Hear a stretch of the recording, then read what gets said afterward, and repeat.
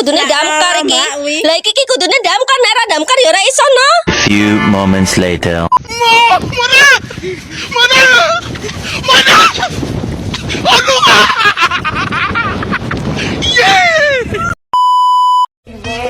Just a feeling that I want you behind because it's something that is on. You're in my mind, I guess it goes that.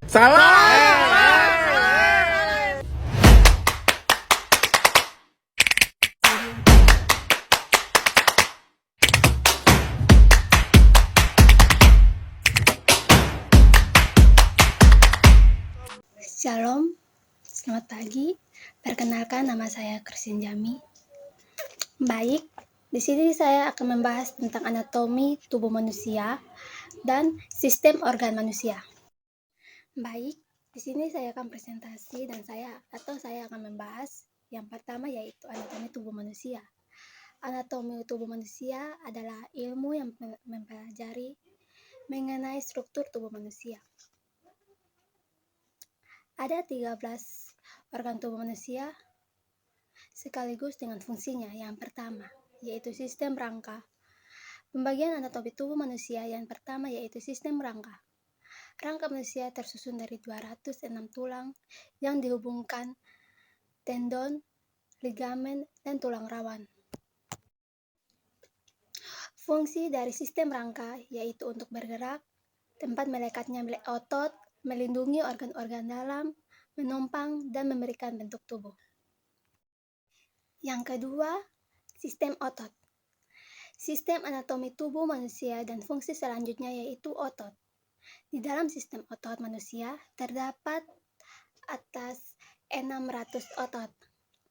Fungsi dari otot yaitu membantu pergerakan tubuh, aliran darah, dan menjalankan fungsi tubuh lain. Yang ketiga yaitu sistem peredaran darah. Sistem peredaran darah juga memiliki 3 fungsinya, yaitu yang pertama mengedarkan darah ke seluruh tubuh, yang kedua melindungi tubuh melalui sel darah putih untuk melawan kuman yang telah masuk ke dalam tubuh, yang ketiga mempertahankan homeostatis atau keseimbangan kondisi tubuh pada beberapa kondisi internal. Yang keempat adalah pencernaan. Sistem pencernaan melibatkan organ-organ yang disebut sebagai saluran pencernaan. Akhir dari sistem pencernaan yaitu menghasilkan urin dan feses yang dibuang melalui anus. Fungsi dari sistem pencernaan adalah untuk memproses makanan menjadi zat-zat gizi yang dibutuhkan tubuh. Adapun sistem endokrin, sistem saraf, sistem pernapasan. Sistem pernapasan yang utama yaitu saluran napas, fungsinya membawa udara melewati hidung menuju paru-paru. Saluran napas terdiri dari hidung, mulut, faring, laring, trakea, bronkus, dan bronkiolus. Yang kedua, paru-paru. Fungsinya untuk pertukaran oksigen ke dalam tubuh dan karbon dioksida keluar tubuh.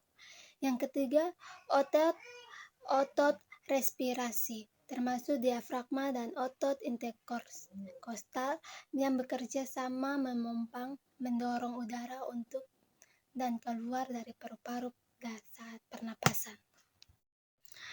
Adapun sistem kekebalan tubuh, sistem limfatik, sistem ekskresi, dan sistem urinaria. Sistem organ pada manusia. Apa itu sistem organ? Sistem organ merupakan bentuk kerjasama antara organ untuk melakukan fungsinya.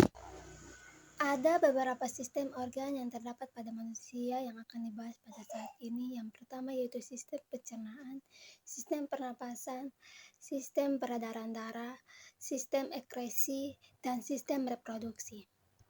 Sistem pencernaan. Manusia membutuhkan makanan yang diperoleh dari tumbuhan dan hewan. Secara umum, pencernaan dibagi menjadi pencernaan secara mekanik atau kimiawi. Pencernaan secara mekanik adalah proses pengubahan makanan dari bentuk kasar menjadi bentuk kecil atau halus. Sedangkan pencernaan kimiawi adalah proses perubahan makanan dari zat yang kompleks menjadi zat-zat yang lebih sederhana dengan enzim yang terjadi dari mulut, lambung, dan usus. Enzim adalah zat kimia yang dihasilkan oleh tubuh yang berfungsi mempercepat reaksi-reaksi kimia dalam tubuh. Seperti pada gambar yang ini.